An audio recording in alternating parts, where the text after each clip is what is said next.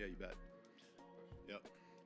Morning. Got through the weekend. I hope you guys had a good weekend, and I know you got a lot of information from the coordinators already. But probably one of the things I know I'll get asked is about injuries, and so just hit on a couple guys probably that will come up.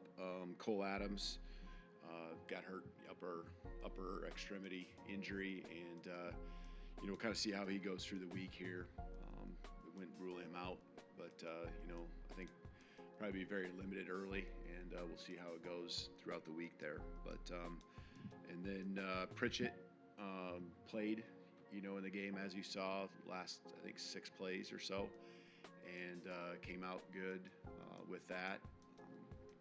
Practiced towards the end of the week, Wednesday, Thursday, a little limited, more limited on Wednesday, and as the week went on, practiced and felt okay about him being out there. Felt good about him being out there, and he came in and did a nice job. And the big thing is that he got through healthy, and that was a key there. And then Caden Proctor, he will continue to work on his functional movement and all that kind of stuff early in the week, and keep progression in a way where I feel we're going to be pretty dang close by the weekend of getting him on the football field. So I feel like he's coming along real well, especially at the end of last week, working extremely hard to get back out there. I know a lot of the things that both coordinators talked about. I think a lot of the stuff that needs to be worked on was pretty obvious. I think sometimes you look at a game and maybe statistics don't show the things that we know as a staff we need to work on. I think pretty obvious penalties and takeaway turnovers, creating takeaways and limiting the turnovers is a high priority. It always is. Not something that we don't take lightly. It's something that's an emphasis every single day. So we'll continue to do that. And there were some highlights I thought that you can take from the game. Both sides of the ball as a team continue to fight, continue to play. Didn't feel like our guys ever came up short with the amount of energy and effort. I think they had a ton of energy and want to before the game. At halftime, thought they regrouped. Thought both sides were holding themselves accountable for the things that they knew they needed to clean up. We cleaned up some of those things, I think, in the second half. Other issues presented themselves, and in the end, though, they're going to find a way, and they kept fighting. They kept playing together. They took it on themselves and individually, their unit, to go make the plays and trust the other side of the ball that they'd get it done as well. So I'm proud of that piece. Tomorrow, go back to work. Today's their day off from practice, and the guys came in yesterday excited, ready to go with the challenge that lies ahead with Wisconsin. And there is no other option other than just go to work tomorrow. And I know we're going to have a great Tuesday. Questions? Yeah, hey, Coach, just given what he went through last week, just how proud are you of the way that Q Robinson played on Saturday and went through that? Yeah, he's played a couple really good games here in the 2 games we've played. So I'm proud of him. I told him that after the game, and I thought about him a couple times when I saw him out there flying around. And I know there was a couple emotional times I think that he went through in the game, but he's just a special guy all around. It's you see everyone sees him as a player, but being around him and who he is as a person, he loves this program. He is a guy that just everyone looks to as being consistent, I think, and for him to really get back here, have some urgency getting back here, and feel like he wanted to be around this team the latter half of the week. It just shows everything that I said, about his commitment to wanting to be here and help this program every single day be the best we can be. So, a lot of emotions I know for him, and I was proud of the way he played. And he's done a great job here through 2 games. Coach, can you walk me through the play calling process and what your input is on each play? Yeah, Coach Sheridan. You're talking offense? Yeah. Okay. Offense. Coach Sheridan calls the plays throughout a drive. Obviously, I can override something if it is, but I know as a play caller, having done it for 20 years, that you have to be in a rhythm. You have a plan. In between series, I'll ask, what his thoughts are after they've had a chance to with the players now, especially with the iPads, make get a couple thoughts together on what they saw, and as he's up in the box putting the next kind of thoughts in the drive together, I'll be on the defensive side, but then I'll flip over. And if there's a takeaway early, sometimes we don't get that chance to talk much, but usually with TV timeouts and things like that, I get a chance to kind of see where his head's at, give some input there. I think there's always, I don't want to say things you're setting up, but I think there's again, I use the word rhythm. I think that's the biggest way to describe it. That is really critical. And when you get too much input from too many people, you start getting out of that rhythm. And I think we've done a great job. That's something I have made a point ever since I became a head coach again, to make sure I do, because I know when I was with head coaches who did that, how much I appreciate that. And I was fortunate for 10 years as an assistant to pretty much have head coaches that let me kind of go about my business the way I thought it needed to be done. So. Coach Womack already commented on the targeting call on Justin Jefferson, but apart from that, can you just discuss his play? I think he had 10 stops and his development over the last week or two. Yeah, again, I think that whole linebacking core has done a lot of great things. Justin certainly flying around. We feel great about the speed he brings. He's into it. He's into it not just individually. He's a guy that's becoming a strong leader in our football team, and the energy he brings every day. I just love having him in this program.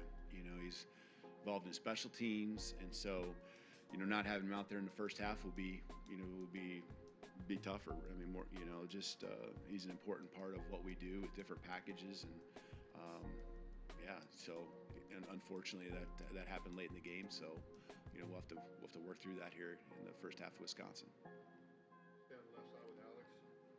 You now have 2 games worth of watching film with Jalen Milroe. What do you like from what you've seen, and where do you want to see some improvement from him?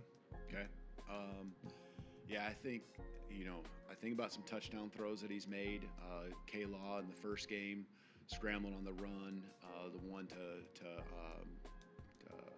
Prentice this week, stepping up in the pocket. I think those are things that I've seen where he's really improved.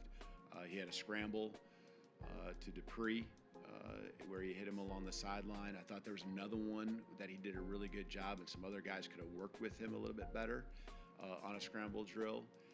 He went to the right, hit Germ on a scramble. And so I think eyes down the field and playing that game that he can play, because people are worried about his legs, where he can run and take off, or he can draw the attention to him and throw it. I think that's been great. When we give him looks where he can make decisions, because there's a lot of times 2-3 choices where he can make, whether it's throw a ball to the perimeter, run a running play. He might even keep it. I think he's getting better with every rep that we do it, whether it's in practice or the games. You're seeing that show up, and we want those options, because he can do it with his arms and his legs. And the throw and the touchdown to Ryan Williams, that opportunity to just rip it out there. That's something I think when we first started in spring ball, and I think saw it in fall camp, where he was getting more and more comfortable. It's not just confidence in yourself, it's confidence in the guys that are around you. And I think that's the key, and so he's developing that. We're talking through every little detail, not just with him, but we're talking it through with the other positions, so that trust can happen on the practice field. We're intentional with that. And so he's I thought, again, this week he made more strides with check and protections with confidence. We can continue to work on that. He had to run around a little bit at times, more than we'd like. But there's a number of factors that come into play. It's not just the offensive line; it's the whole group. And I think the areas you continue to improve. I think we just continue to work together with him to shape and mold. And I think almost every year. I don't care if it's an offense you've been with, and you're in year 2 or year 3, or more. I think there's an evolution, where you have different personnel than the year before. And right now, we're continuing to find exactly what works for us, what that rhythm is, what he's exactly comfortable with. We aren't going to run something that I think he does a good job of talking and giving us feedback on what he likes and what he maybe is a little bit, hey, let's try to hold off on that as we go through the week. And I love that. I love that because if there's any question in any player's mind, but especially the quarterback, let's hold off on it, and that's few and far between, but he's done a good job of just giving us feedback on what he saw and knowing that we can work together to help, get him in the spots that he really wants to be in. So I think we're making progress, great progress. Yeah, kind of follow up to that. Notice a moment post game where you took a second to talk to Jalen and say something to him, and obviously that's a conversation between the two of you. But what are you willing to share about what your message was to him post game? I can't even remember exactly what I said. We've talked in the locker room too. Just I don't remember the exact words. I think it was probably just a lot of like, hey, we're always learning. I think that was the general theme of what I was sharing with him. We're always learning. It's good to grind out a win in the fourth quarter, just something along those lines that, I think it had to do with you keep fighting for this reason. You're going to find a way. You're going to break through at some point if you just keep playing the game and letting the game come back to you by competing. Back to the Jefferson play. What did you see from that play? And then secondly, just as a head coach, it seems like Wisconsin also had a targeting play like that. What do you feel about the way that I guess, targeting gets called and the ramifications of it at this level? Yeah, I mean, the helmets hit each other, and so we'll wait to get exactly the feedback. There's not much you can do, when you're out there as a coach at that moment. Anything I say isn't going to matter when they're going through their decision.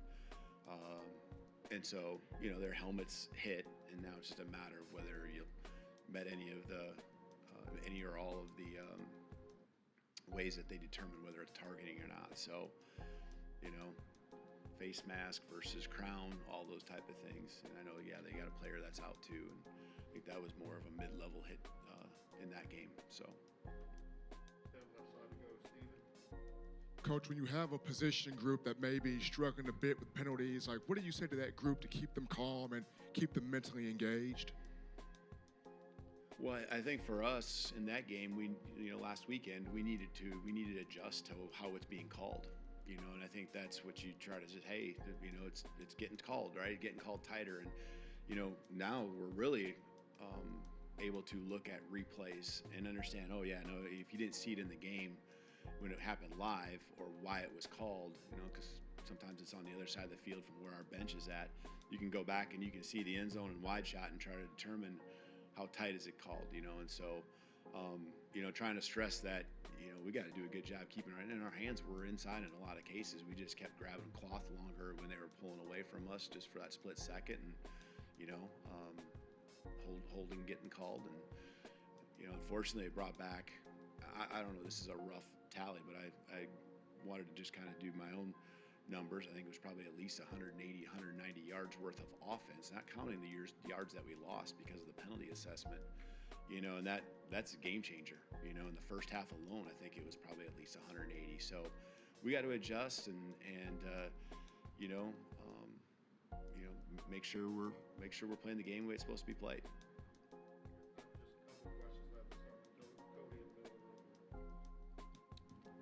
Two games in, just curious what your assessment of the secondary is so far. Yeah, they've done a really good job of changing it up, different coverages and different game plans from week 1 to week 2. We got the 2 picks to start off the season, and I thought, they were 15, I think, were they 15 of 35, I think, in the game. That wasn't their strength necessarily, but we took it away from them, and really no explosives from a passing side of the ball for them, passing for them.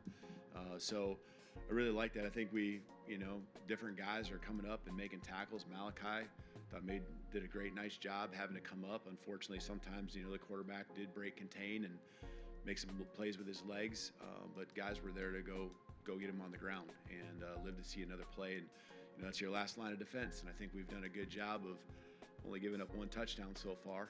And so aside from pass coverage, they're keeping the opponent out of the end zone, and in the red zone especially, forcing field goals. So I like where we're at. Got a lot of youth that are rotating through there. That's not just promising for the growth that they're going to have this year, but promising for the future down the road. Hey, Coach, Jonathan Hoppy with WBRC. First road trip for you guys here at Alabama. Obviously, you've coached in some big games.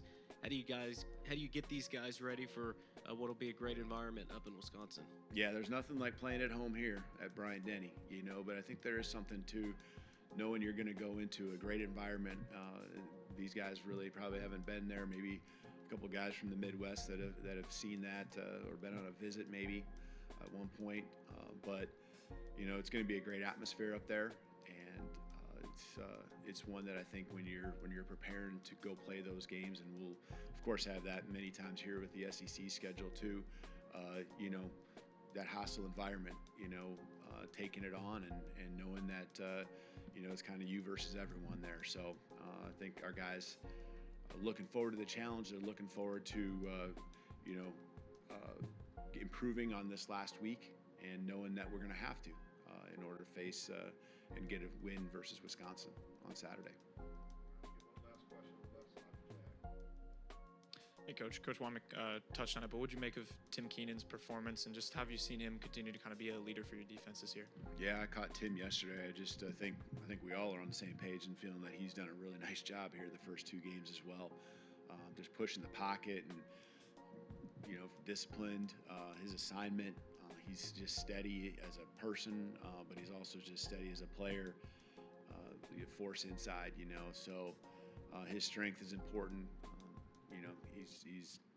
He's making sure he always does his job, and you can count on him. So really, really key piece to the success that I think we've had defensively.